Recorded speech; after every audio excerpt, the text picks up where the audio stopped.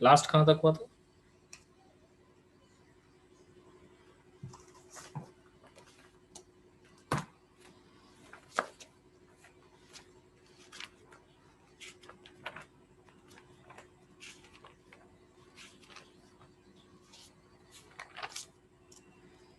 Telophase तक हो गया था, यस।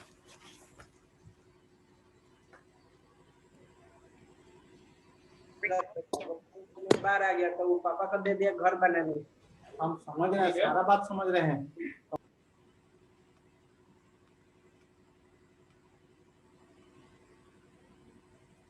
साइटोकाइनेसिस पढ़ना था। चलिए नेक्स्ट हेडिंग डाल लीजिएगा, साइटोकाइनेसिस। हम लोगों ने कैरियोकाइनेसिस माइटोसिस में देख लिया, सेकंड हमारा हेडिंग होगा साइटोकाइनेसिस। लिखिएगा साइटोकाइनेसिस। साइटोकाइनेसिस की हम बात कर रहे हैं, तो भाई साइटोकाइनेसिस में हम कह सकते हैं कि जो सेल डिवीजन है या डिवीजन ऑफ साइटोप्लाज्म हम कह सकते हैं, division of cytoplasm after nuclear division, nuclear division, after nuclear division.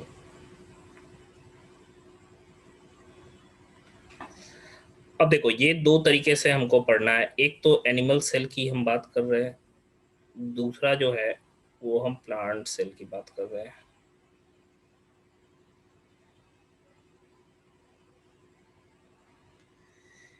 एक हो गया एनिमल सेल या साइटोकाइनेसिस इन एनिमल सेल हम कह सकते हैं, साइटोकाइनेसिस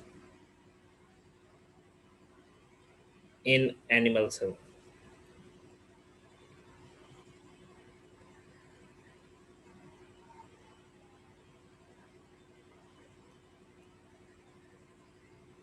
दूसरा हम बोल सकते हैं cytokinesis, kinesis in plant cell, plant cell, cytokinesis in plant cell. देखिए एनिमल सेल की हम बात कर रहे हैं, तो अगर साइटोकाइनेसिस स्टार्ट कब होता है, starts in late anaphase. Late anaphase में उधर न्यूक्लियस अच्छे से अभी डिवाइड नहीं होता, ऐसा नहीं कि पूरा न्यूक्लियस डिवाइड हो गया, तब क्या होगा कि साइटोकाइनेसिस स्टार्ट कंप्लीट होगा न्यूक्लियस डिवीजन के बाद ही, लेकिन हाँ स्टार्ट होता है लेट एनाफेज में, starts in late anaphase. Late anaphase मतलब कि क्रोमोजोम जो है वो अपने रेस्पेक्टिव पोल पे जब पहुंच जाते हैं तो क्या होता है, स्टार्ट हो जाता है। एनिमल में अगर हम लोग देखते हैं तो by constriction and furrow formation हम देखते हैं, कंस्ट्रिक्शन एंड फरो, फरो मतलब होता है गड्ढा, फॉर्मेशन। वहीं पे अगर मैं प्लांट सेल की बात करूं तो by cell plate formation, cell plate formation. ये कैसा हो रहा है, अगर मैं देखूं, मान लो एक सेल है, ठीक है, ऐसे कुछ हमको दिखेगा, जैसे मान लो ये ऐसा है,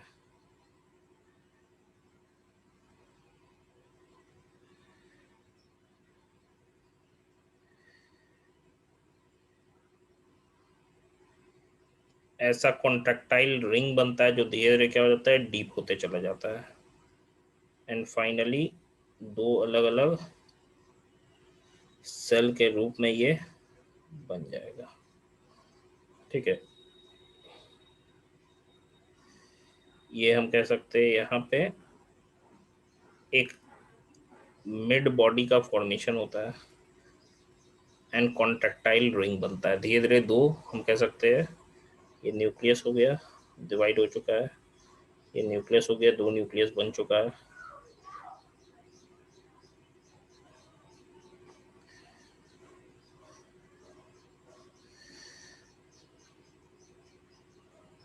ये क्या हो गया, मिड बॉडी हो गया, मिड बॉडी। ये क्या हो गया, जो रिंग लाइक स्ट्रक्चर बना है इसको कॉन्ट्रैक्टाइल रिंग बोलते हैं, कॉन्ट्रैक्टाइल रिंग। यही धीरे धीरे क्या होता है, दबते चले जाता है अंदर की तरफ। ये एक्टिन और मायोसिन का बना होता है, मतलब माइक्रोफिलामेंट का बना होता है, मायोसिन का। ठीक है, एक्टिन और मायोसिन, मायो।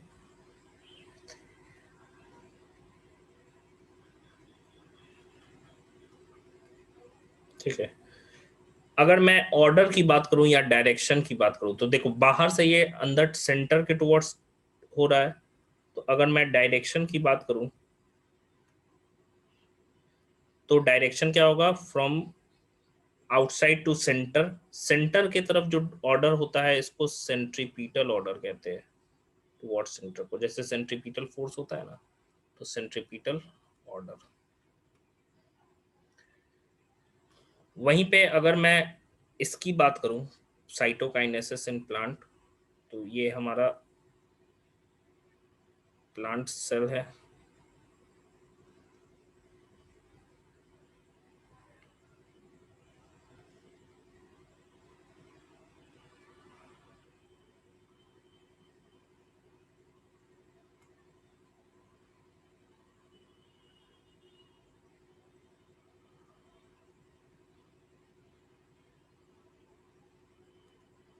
इसके ऊपर क्या होता है, हार्ड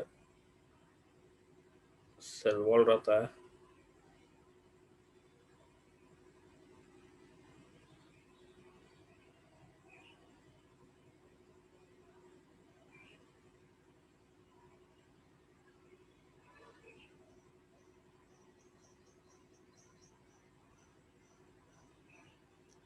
अब देखो इसमें क्या होता है, इसमें भी न्यूक्लियस प्रेजेंट है, इसमें भी न्यूक्लियस प्रेजेंट है।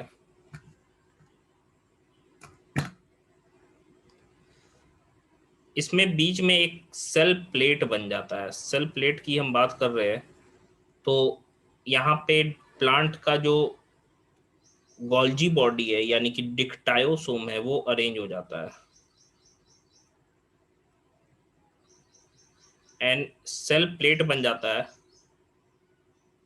ये सेल प्लेट हार्डन होता चला जाता है एंड डिवाइड कर जाता है। ठीक है, इस सेल प्लेट को हम फ्रैग्मोप्लास्ट कहते हैं। तो इसमें क्या है, ऐसे डिवीजन होता है, ऐसे फ्रॉम सेंटर टुवर्ड्स पेरिफेरी।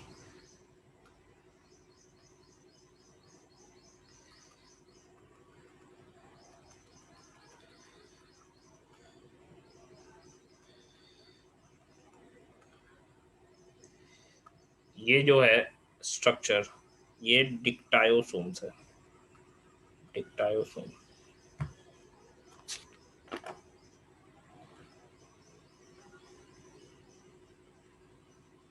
डिक्टायोसोम,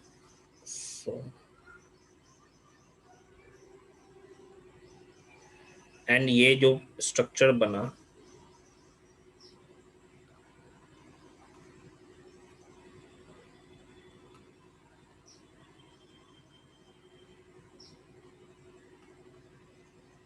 ये जो स्ट्रक्चर बना इसको फ्रैग्मोप्लास्ट कहते हैं, फ्रैग्मोप्लास्ट।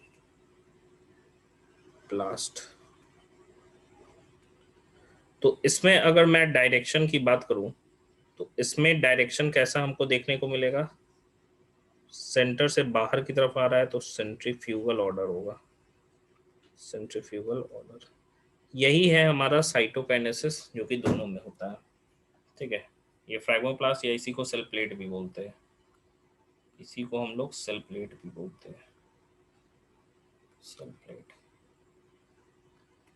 तो ये है हम लोगों का साइटोकाइनेसिस।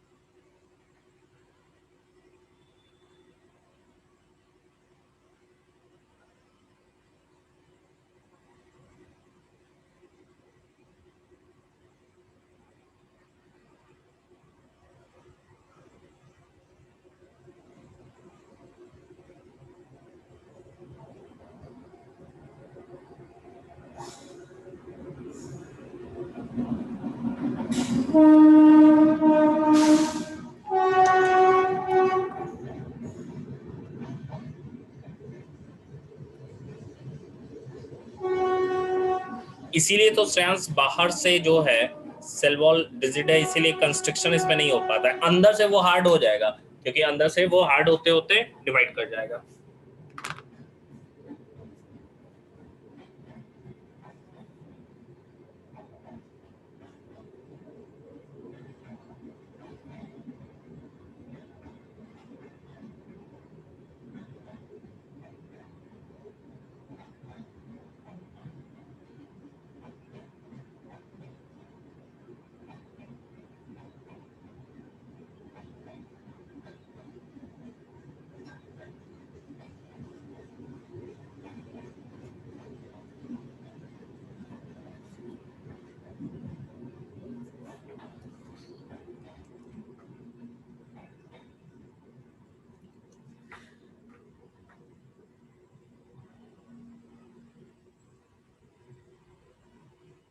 सेंट्रीफ्यूगल ऑर्डर कहने का मतलब सेंट्रीफ्यूगल फोर्स पढ़े, सेंट्रीपीटल और सेंट्रीफ्यूगल। जैसे एक धागा में एक पत्थर बांध के उसको गोल गोल नचा रहे हैं, तो उसमें दो फोर्स काम कर रहा है। एक क्या है, सेंटर के टुवर्ड्स पत्थर को खींच रहा है जिसको सेंट्रीफ्यूगल कहते हैं, दूसरा उसको बाहर के तरफ ढकेल रहा है, उसको हम लोग सेंट्रीफ्यूगल कहते हैं।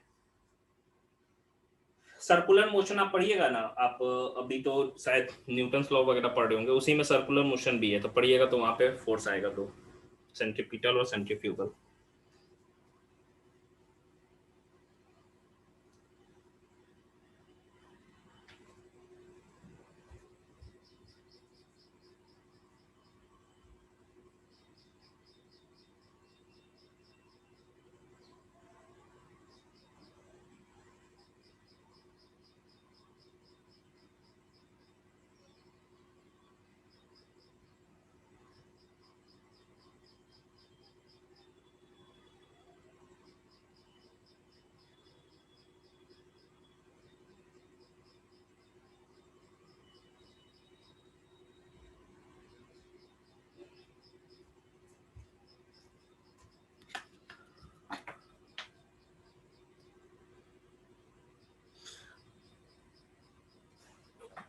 अभी वेक्टर पढ़ रहे हैं, अच्छा।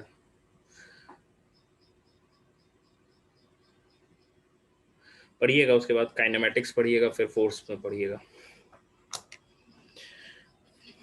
ऐसे पढ़िएगा तो वर्क एनर्जी पावर में आएगा, छठा चैप्टर होगा।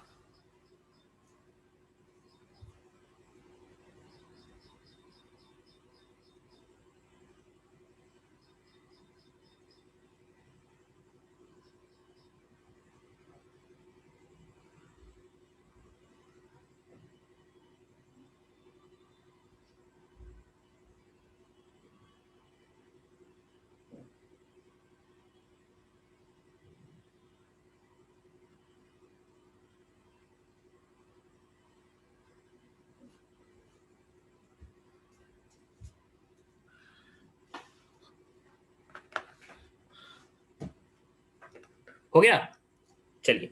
देखिए नेक्स्ट टॉपिक हमें पढ़ना है वो है सिग्निफिकेंस ऑफ माइटोसिस, की क्या रिलेवेंस है माइटोसिस का, वो थोड़ा देखना है। तो नेक्स्ट टॉपिक लिखिएगा significance of mitosis. Significance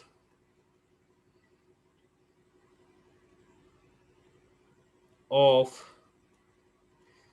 mitosis, significance of mitosis.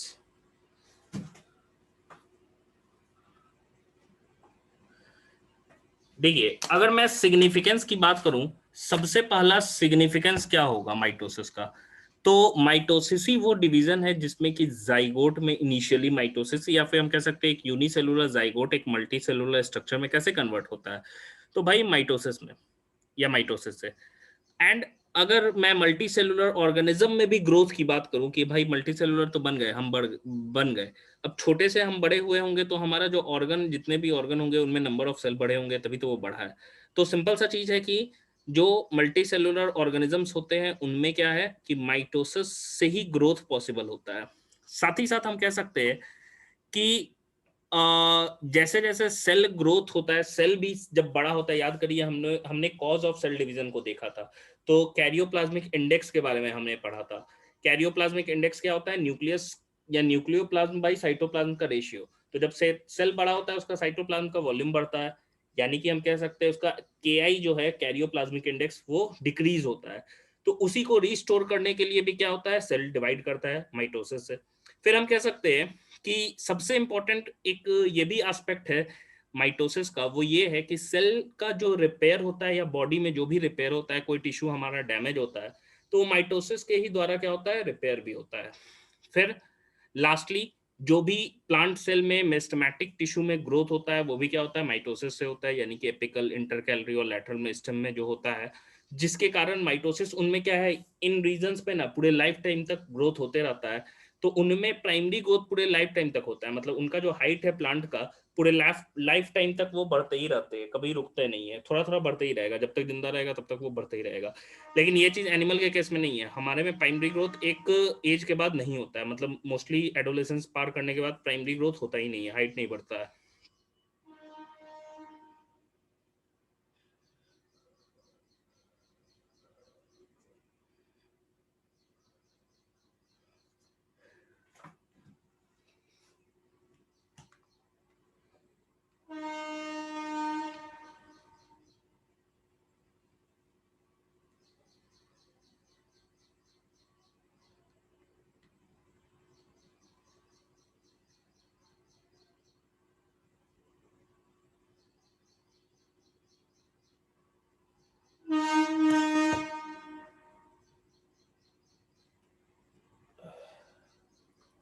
हो गया,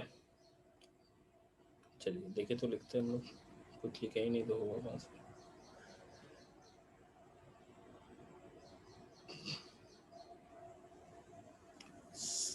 हम कह सकते हैं कि development of an organism development of an organism occurs by mitosis, occurs by mitosis.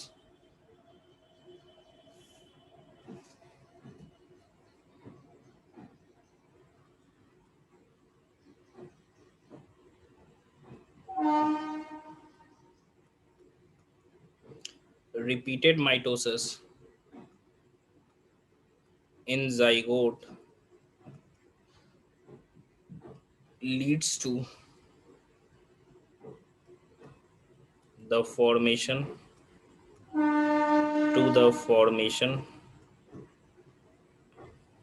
of the whole body, of the whole body, of the whole body। हम कह सकते हैं the growth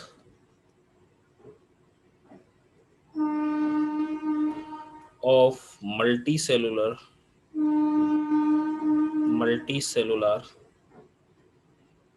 organisms,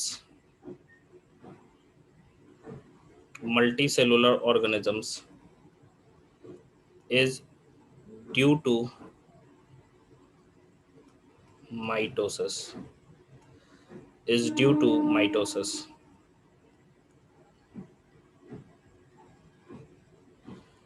Cell growth results in decrease in KI पढ़ चुके इसलिए KI लिखे, karyoplasmic index बोलते हैं। So mitosis will restore it, restore it, mitosis will restore it।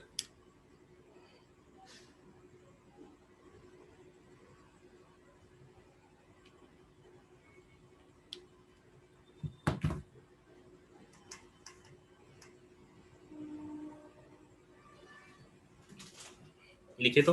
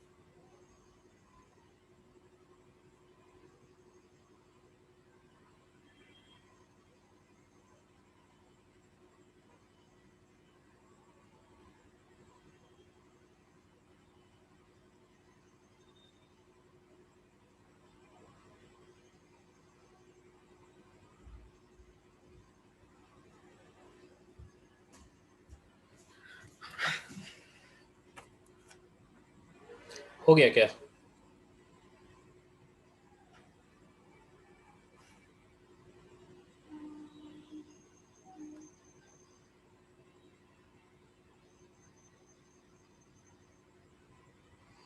एक मिनट, कोई लिख रहा है, शिवांगी लिख रही है। हो गया शिवांगी?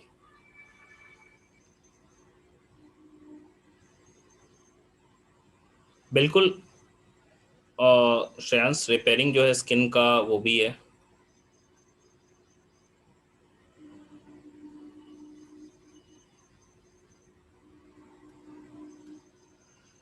चलिए, नेक्स्ट फोर्थ अगर मैं देखूं, फोर्थ यही है, रिपेयरिंग जो है वो है सेल रिपेयर, हम कह सकते हैं सेल रिपेयर या टिश्यू रिपेयर ज़्यादा एक्यूरेट लगेगा।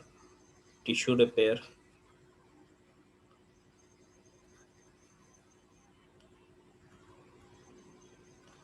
एंड लास्ट जो है वो ये है mitotic divisions. Mitotic divisions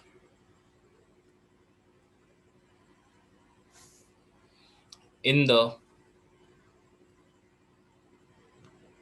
meristematic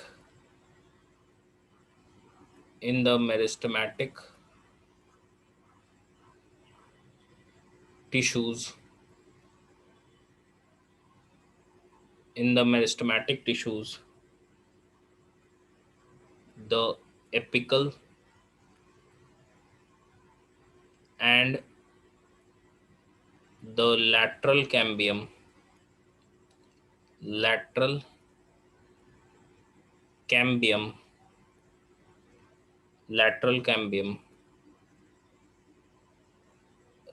result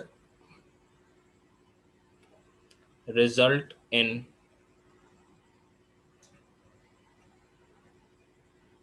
a continuous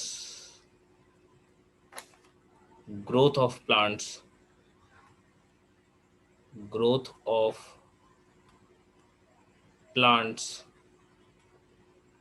throughout their life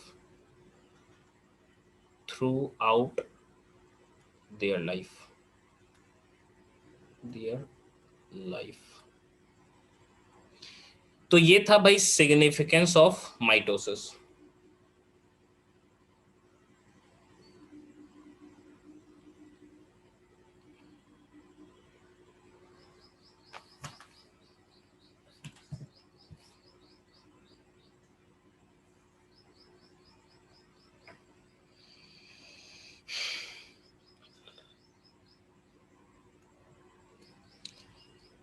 चलिए, नेक्स्ट जो टॉपिक हमें पढ़ना है वो माइटोसिस में मॉडिफिकेशन ऑफ माइटोसिस पढ़ना है। 4-5 मॉडिफिकेशन है, इसको पढ़ना है, मॉडिफिकेशन ऑफ माइटोसिस, तब हम मियोसिस पढ़ेंगे।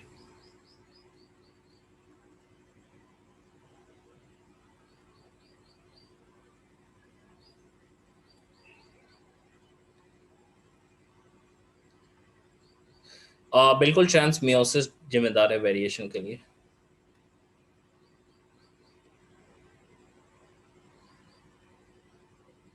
तो मॉडिफिकेशन की हम बात करें तो सबसे पहला माइटोसिस प्रोमाइटोसिस कहते हैं हम लोग। प्रो का मतलब क्या होता है? प्रिमिटिव, या इसी को क्रिप्टो बोलते हैं, क्रिप्टोमाइटोसिस।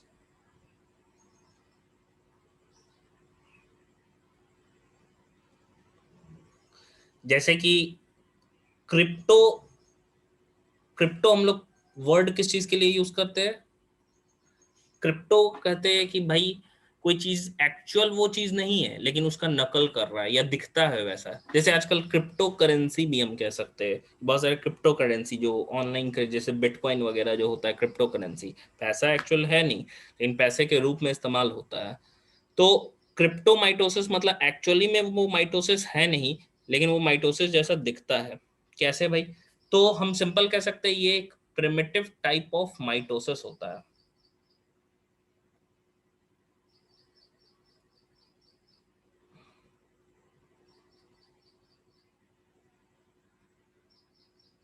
primitive type of mitosis, primitive type of mitosis. इसमें क्या होता है, न्यूक्लियर मेम्ब्रेन टूटता ही नहीं है, और कोई भी हमको कह सकते हैं कि पूरे के पूरे डिवीजन में इसमें हमको नजर आता है कि पूरा का पूरा जो सेल डिवीजन हो जाता है या पूरा का पूरा न्यूक्लियर डिवीजन हो जाता है without the breakdown of the nucleus. Spindle वगैरह जो भी फॉर्म करते हैं वो इसी के अंदर ही फॉर्म कर जाते हैं, ठीक है। तो क्रिप्टोमाइटोसिस में क्या होता है, intra nuclear type of spindle formation होता है, मतलब न्यूक्लियर मेम्ब्रेन नहीं टूटेगा, न्यूक्लियर मेम्ब्रेन टूटे बिना ही क्या होता है, अंदर ही न्यूक्लियस के अंदर ही स्पिंडल बन जाता है, वहीं पे क्रोमोसोम भी डिस्ट्रीब्यूट होता है, उसके बाद से न्यूक्लियस का सीधे ही डिवीजन हो जाता है। तो हम कह सकते हैं इसमें कि in this type of division, type of division in this type of division, nuclear membrane,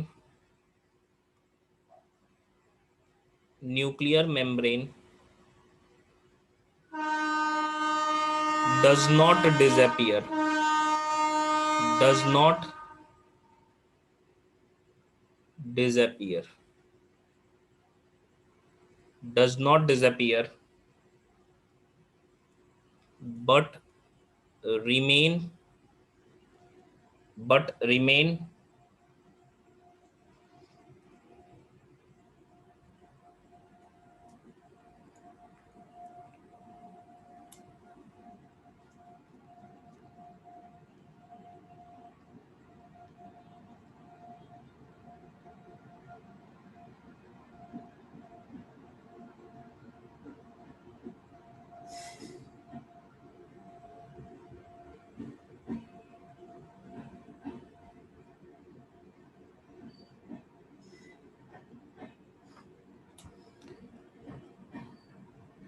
लिखिए तो यहाँ तक।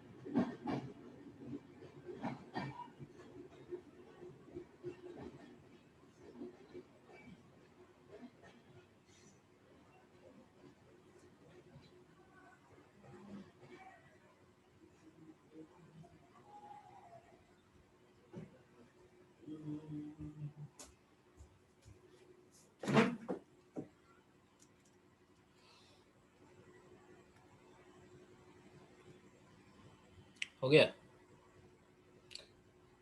रिमेन हम कह सकते हैं intact through out the division, intact through out the division, through out the division, मतलब जो न्यूक्लियस, न्यूक्लियस के ऊपर जो मेम्ब्रेन है वो टूटेगा ही नहीं, टूटेगा ही नहीं तो न्यू स्पिंडल फॉर्मेशन तो लेकिन होना चाहिए। तो जितने भी कैरियोकाइनेसिस के चेंजेस होते हैं, ऑल द चेंजेस वो उसी न्यूक्लियस के अंदर ही हो जाएंगे, मतलब जितने भी फेजेस हमको नजर आएंगे ना वो उसी के अंदर ही हो जाएंगे। Kinesis occurs inside nucleus, inside nucleus even the formation of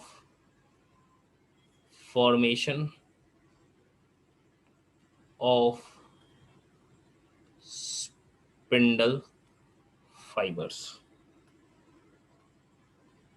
अब देखो ये जो है वो intra nuclear type of spindle बनेगा, इंट्रा न्यूक्लियर स्पिंडल। ठीक है,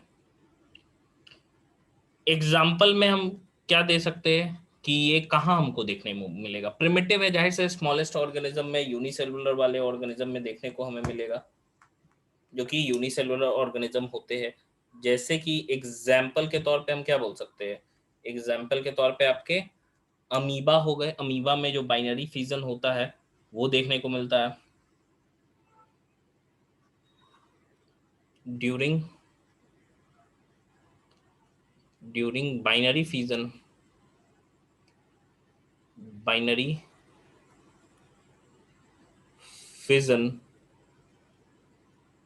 in amoeba. During binary fission in amoeba, amoeba में जो बाइनरी फिजन होता है वो क्रिप्टोमाइटोसिस है। सेकंड बात करें मॉडिफिकेशन की, तो इसको डाइनोमाइटोसिस कहते हैं। आपने डाइनोफ्लैजिलेट के बारे में सुना है क्या? डाइनोफ्लैजिलेट्स,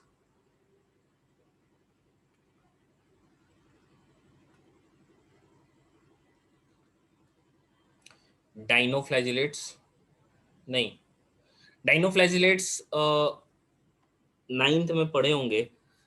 उसमें किंगडम प्रोटिस्टा था जिसका दूसरा मेंबर होता है। पहला जो होता है उसको डाई एटम्स बोलते हैं, दूसरे को डाइनोफ्लैजिलेट्स बोलते हैं। तो डाइनोफ्लैजिलेट कहने का मतलब उसमें दो फ्लैजिला होता है, यूनिसेलुलर होता है एंड वो ऑटोट्रॉफिक होता है, समुद्र के अंदर पाया जाता है। उसमें जो क्रोमोजोम स्ट्रक्चर होते हैं ना, क्रोमोजोम में क्या होता है कि हिस्टोन प्रोटीन नहीं होता है। देखिए, हिस्टोन प्रोटीन नहीं होगा तो वो ऑक्टामर नहीं होगा हिस्टोन का, तो वो कंडेंस नहीं हो पाता है, मतलब कि वो क्रोमेटीन के ही फॉर्म में रह जाएगा। डिवीजन के समय क्या है, क्रोमोजोम नहीं बनेगा। मतलब अगर सिंपल समझिएगा कि वो क्या है, एब्सेंट होता है। ठीक है, हिस्टोन एब्सेंट होगा तो क्रोमेटीन क्रोमोजोम में कंडेंस हो ही नहीं पाता है। तो विदाउट कंडेंसेशन ऑफ क्रोमोजोम या क्रोमेटीन, हम कह सकते हैं क्रोमोजोम के बिना ही क्या हो जाता है, सेल डिवाइड कर जाता है। तो ये जो स्ट्रक्चर हमको नजर आता है, ये एक्चुअली इस तरह का डिवीजन हमको डाइनोफ्लैजिलेट्स में नजर आता है। देखो, तीन तरह का न्यूक्लियस के बेसिस पे हम लोग कहते हैं। एक तो प्रोकैरियोट जानते थे, यूकैरियोट जानते थे। ये क्या होता है, डाइनोफ्लैजिलेट का जो न्यूक्लियस होता है ना ही पूरा प्रोकैरियोट होता है, यूकैरियोट जैसा दिखता है, क्योंकि उसके अंदर क्या होता है, बाकी ऑर्गेनेल होते हैं, लेकिन न्यूक्लियस के अंदर जो क्रोमेटीन है, क्रोमेटीन के अंदर हिस्टोन नहीं होता है, तो क्रोमोजोम कभी नहीं बनता है। तो हम कह सकते हैं उनमें भी क्या है, जो डिवीजन हो रहा है वो कैसे हो रहा है, intra nuclear type of cell division होगा। उसमें भी हम कह सकते हैं कि क्रोमोजोम जो हो गया वो फॉर्म नहीं करेंगे, एंड स्पिंडल फाइबर भी जो है वो क्या होता है, इंट्रा न्यूक्लियर टाइप, यानी कि उसमें भी न्यूक्लियर मेम्ब्रेन नहीं टूटता है। एंड उनको मेसोकैरियोट बोलते हैं, मतलब उसका न्यूक्लियस कैसा है, ना ही पूरा यूकैरियोट जैसा है ना ही वो प्रोकैरियोट जैसा है, तो उनको मेसोकैरियोट बोलते हैं। तो डाइनोफ्लैजिलेट्स को मेसोकैरियोट भी बोलते हैं, क्योंकि उनमें जो क्रोमोजोम है वो ना ही पूरा प्रोकैरियोटिक ऑर्गेनिज्म जैसा होता है ना ही यूकैरियोटिक जैसा होता है, हिस्टोन प्रोटीन उसमें एब्सेंट होता है। ठीक है, तो क्रोमोजोम पूरे तरीके से कंडेंस्ड फॉर्म में जाता ही नहीं है।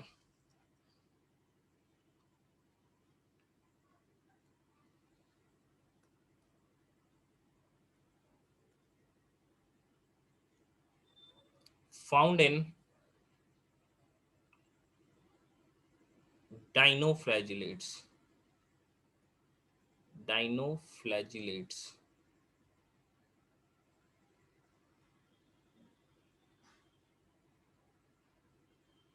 which are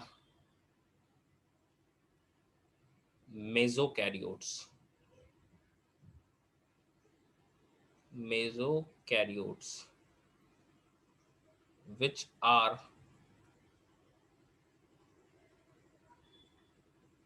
mesokaryotes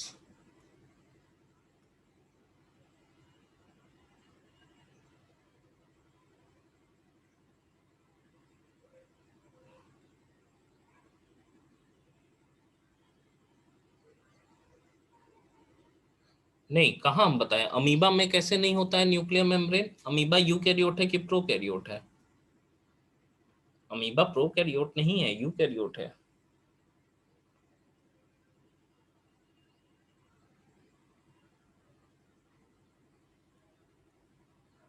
in it histone protein histone proteins are absent. Proteins are absent.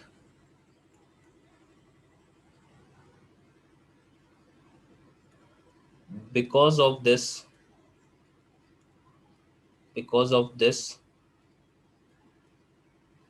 chromosome fail to condense. Chromosome fail to condense properly.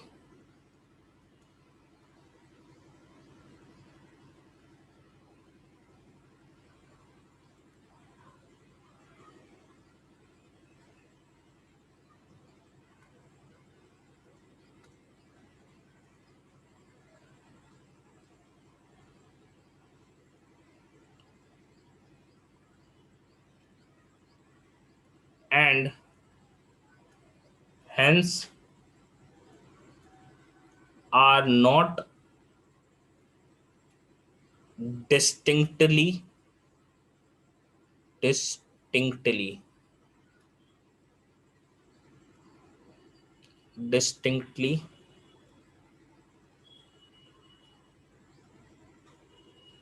visible during cell division. Visible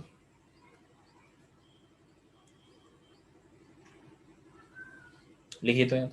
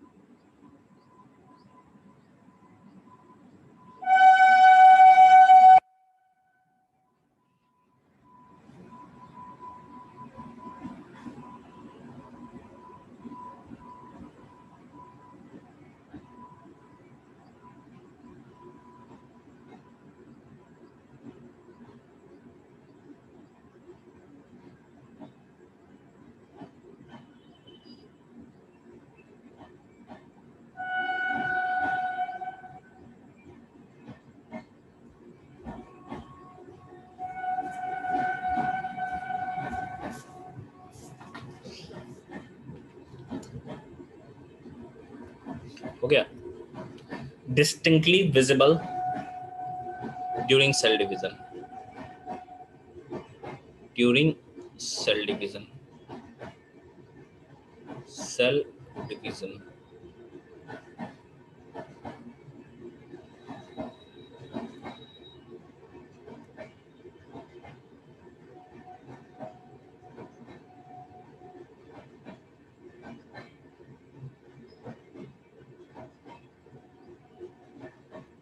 nuclear membrane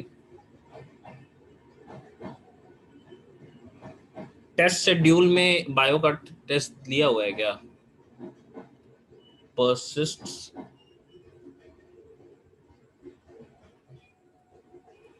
throughout the cell division. Test के बारे में है क्या? Sunday को test है क्या?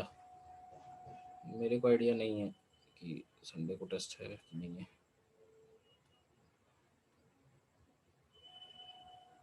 अच्छा, तो बायो का टेस्ट होगा तो होगा, उसमें सेल सेल चैप्टर पूरा रहेगा, टेस्ट होगा तो पूरा रहेगा।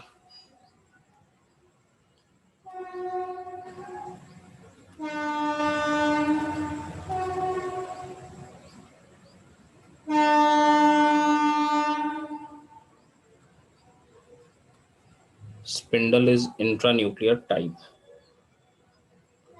तो ये मॉडिफिकेशन हम लोगों का क्या हो गया, दूसरा डाइनोमाइटोसिस। तीसरा है free nuclear division. Free nuclear division, देखिए मोस्टली क्लास कंप्लीट हो जाएगा तो ठीक है, नहीं तो मेरा लैपटॉप है डिस्चार्ज हो गया है लगभग, और लाइट रात से नहीं है, इन्वर्टर भी डिस्चार्ज है, तो हो सके कि कट जाए, क्योंकि इंडिकेट कर दिया लैपटॉप की डिस्चार्ज चार्जिंग को।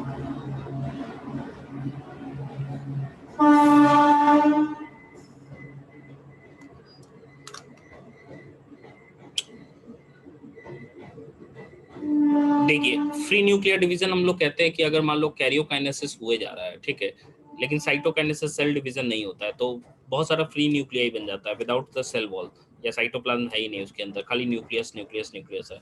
तो उस केस में हम कह सकते हैं कि वहां पे फ्री न्यूक्लियर डिवीजन, जैसे टेंडर कोकोनट, जो एंडोस्पर्म होता है, एंडोस्पर्म खाना होता है जिसको जाइगोट खा के बड़ा होता है, सीड के अंदर पाया जाता है, तो एंडोस्पर्म फ्री न्यूक्लियर एंडोस्पर्म, जो कोकोनट में पानी हम पीते हैं वो फ्री न्यूक्लियर है। कुछ ही दिन के बाद क्या होता है, जब वो बड़ा होता है तो वो साइड में उसका जमते चला जाता है व्हाइट वाला कर्नेल, जिसको हम नारियल के रूप में खाते हैं, तो वो क्या है, सेलुलर एंडोस्पर्म है। तो वो सेलुलर एंडोस्पर्म बाद में बना, इनिशियली तुम देखो जो डाब वाला पानी हम पीते हैं तो उसमें क्या होता है, जो व्हाइट वाला रहता है बहुत कम रहता है, एकदम हल्का रहता है साइड में, एंड उसमें पानी ज्यादा रहता है, एंड जो बड़ा नारियल हो जाता है, पक जाता है, तो उसमें क्या होता है, पानी कम हो जाता है, व्हाइट वाला ज्यादा, तो वही क्या हुआ, न्यूक्लियर ही कन्वर्ट हो जाता है सेलुलर में। तो फ्री न्यूक्लियर डिवीजन क्या है, अगर कैरियोकाइनेसिस साइटोकाइनेसिस के अलावा होते रहेगा, मतलब साइटोकाइनेसिस नहीं हो रहा है, खाली कैरियोकाइनेसिस हुआ जा रहा है।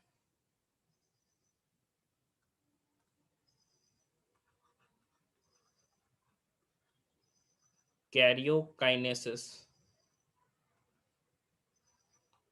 is not followed by cytokinesis. Cytokinesis, as a result of which, as a result of which multi nucleated condition बन जाएगा, मल्टी न्यूक्लिएटेड कंडीशन,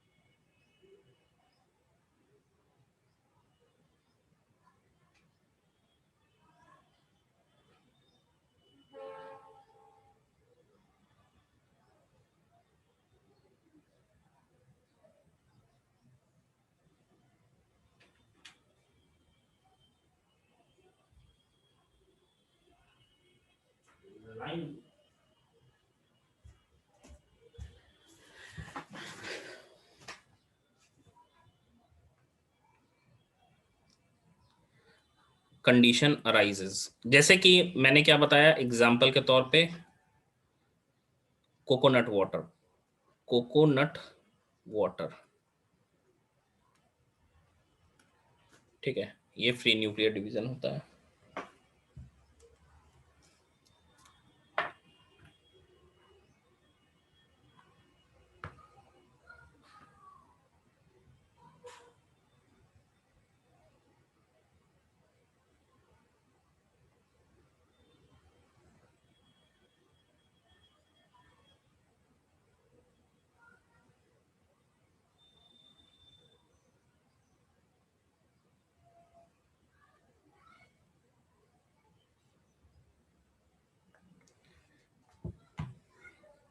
हो गया। चलिए नेक्स्ट पढ़ना है हम लोगों को, फोर्थ है, इसको एंडोमाइटोसिस कहते हैं। फोर्थ, एंडोमाइटोसिस। एंडोमाइटोसिस कहने का मतलब क्या हो गया भाई, कि यहां पे क्या है, क्रोमोसोम डुप्लीकेट कर जाता है, लेकिन हम कह सकते हैं कि क्रोमोसोम तो हम कह सकते हैं कि क्रोमोसोम डुप्लीकेट कर जाता है एंड उससे क्रोमोसोम का नंबर, लेकिन न्यूक्लियस डिवाइड नहीं करता है। तो यहाँ पे क्या है कि क्रोमोसोम हम कह सकते हैं डुप्लीकेट कर जा रहा है without the division of nucleus. Duplication of chromosomes without division of nucleus, division of nucleus, without division of nucleus। तो इससे रिजल्टेंट क्या होगा भाई, रिजल्टेंट होगा पॉलीप्लॉइडी। पॉलीप्लॉइडी मतलब क्या होता है, set of number of chromosome increase हो जाएगा। पॉलीप्लॉइडी मतलब increase in set of chromosome, increase in set of chromosome. जैसे मान लो डिप्लॉयड हो गया, तो डिप्लॉयड अगर डबल हो गया लेकिन डिवाइड नहीं किया।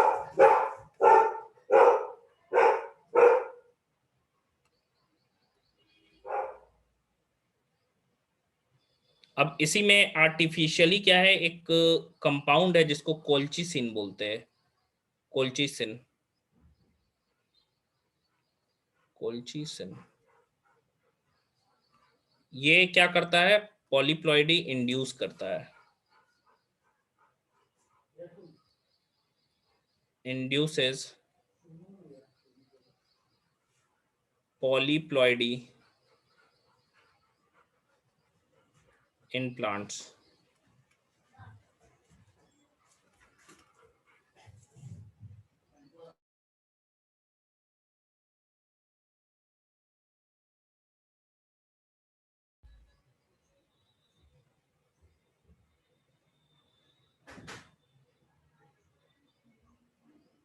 तो ये कोल्चिसिन काम कैसे करता है, ये माइटोटिक पॉइजन है, माइटोसिस को रोक देता है, स्पिंडल फॉर्मेशन नहीं होने देता है, मतलब स्पिंडल क्रोमोसोम डुप्लीकेट करता है, स्पिंडल बनने ही नहीं देता है, तो क्या है, खींचेगा ही नहीं, तो डिवीजन नहीं हो पाएगा।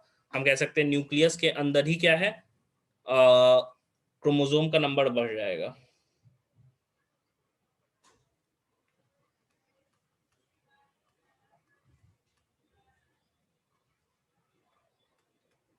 माइटोटिक पॉइजन,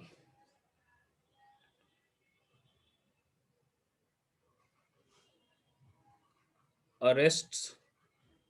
तो इससे देखो स्पिंडल फॉर्मेशन नहीं होने दे रहा है, तो कौन से स्टेज में रुकेगा, प्रोफेज हो जाएगा, मेटाफेज में रोक देगा, क्योंकि स्पिंडल मेटाफेज में बनता है।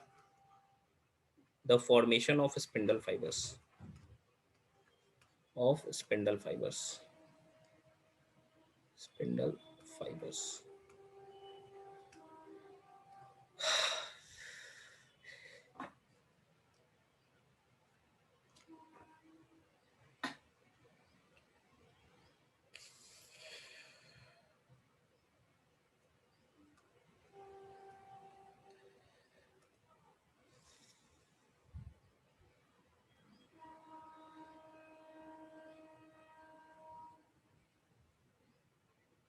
हो गया, चलिए रहने देते इतना ही हम लोग, क्योंकि फिर कट ही जाएगा, लास्ट पे आ गया है सर।